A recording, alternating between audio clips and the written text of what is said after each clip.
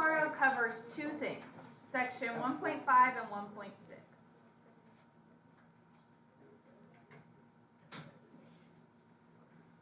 So section 1.5 was back to solving equations.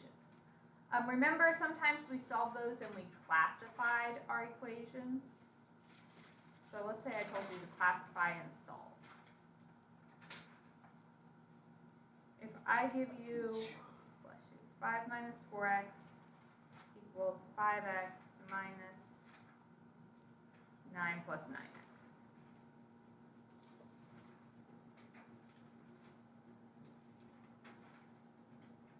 Okay, what would we have to do first?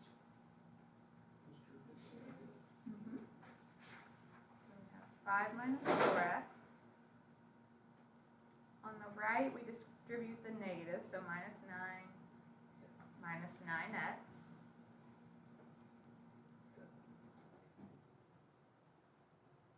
Combine like terms, 5x minus 9x.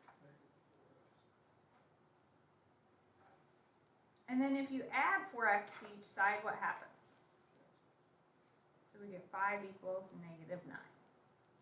So what is my actual solution here? No solution, because 5 doesn't equal negative 9. And we would have to write that because I asked you to solve it, so the solution is no solution. Then, what is the classification? What do we call it? Contradiction. So if I ask you to classify, I'm asking for that word at the end, telling me what type of equation it is. So anytime it's a no solution, that's a contradiction.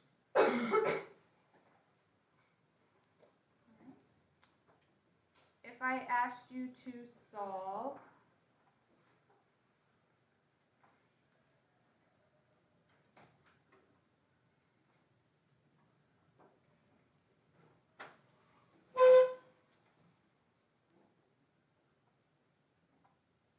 this equation, what do we do?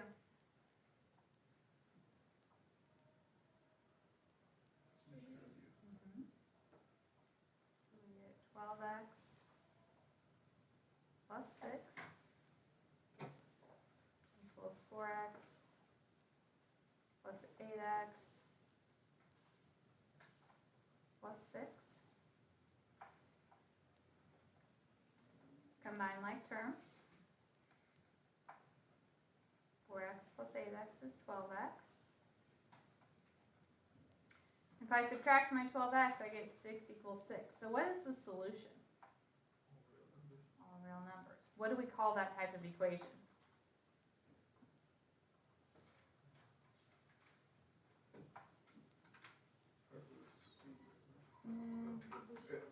Conditional is when we get one solution, like x identity.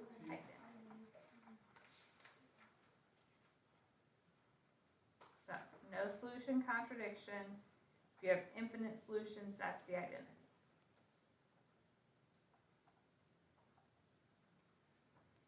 Okay. One more.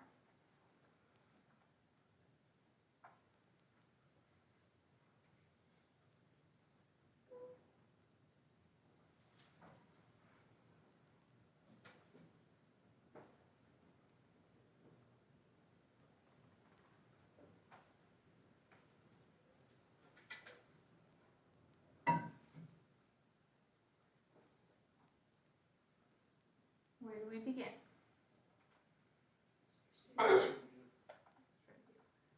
Let's start on the very inside. So we're looking at inside these brackets. So if I distribute that negative, so that'd be 5x minus 5 minus x.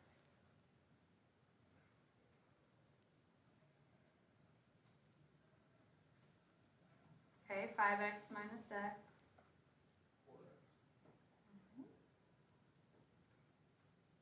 So I've just cleaned up inside the brackets, and now what do we distribute? Negative 3. So that would be a negative 12x plus 15.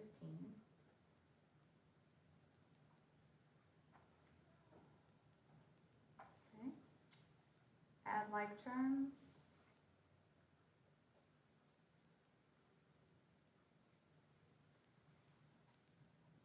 So if I add over my 4x, that's a negative 8x.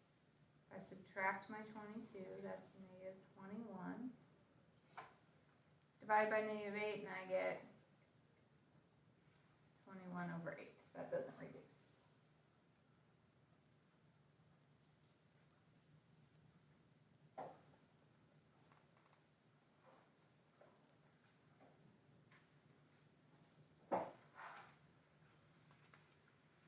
All right, so I got a solution.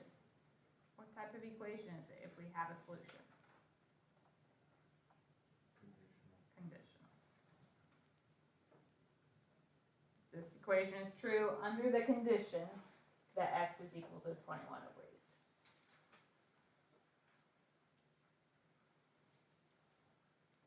8. All right, so that was the classifying. Let's do a couple more just solving.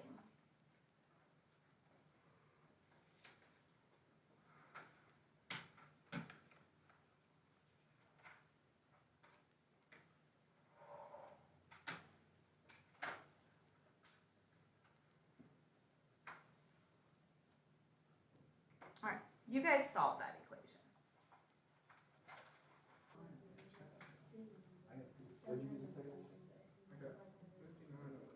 If you're going to type it in as a fraction divided by a fraction, put each of them in parentheses. So put the top one in parentheses, divided by parentheses, the bottom fraction. Okay. First word of warning. Do not try to change like 7/3 to a decimal, because is it a nice decimal? No, and you have to round it. And if you round that, it automatically makes your final answer off. Okay, so you can only change it to a decimal if it works out perfectly. Okay, you can't round them. So we're just going to have to deal with the fractions, but we can. We have calculators, it's not a big deal. So 7/3 times 2x would be 14/3 x minus 7/3 equals 1/5 x plus 8/5 minus 6/5 x. Then we are going to combine like terms on the right. So positive 1/5 and negative 6/5 give me a negative 1x.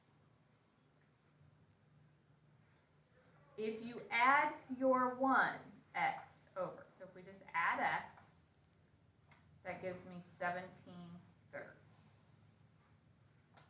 If you add your 7/3, so we get 59 over 15. Okay. At this point, if you are going to type this in as a divided by 17/3 on your calculator, you have to do parentheses around this one and this one. Otherwise, they'll give you the wrong answer. The other option is to multiply by the reciprocal. So instead of dividing, you could say times 3 over 17, and that will also give you the correct answer. Yeah, you should. I think it'll still work out okay. The reason the division works is order of operations. If you have multiple divisions, it just goes left to right. So it divides the first two, then divides the next number, and then the last one. Okay, so if we do that, we get 59 over 85. That is the correct answer. Lots of fractions there. In this case, I would recommend showing more work. That will probably help more than anything. If you start skipping steps when you have those nastier numbers, it's easier to make a mistake. All right, one more equation. Let's say I gave you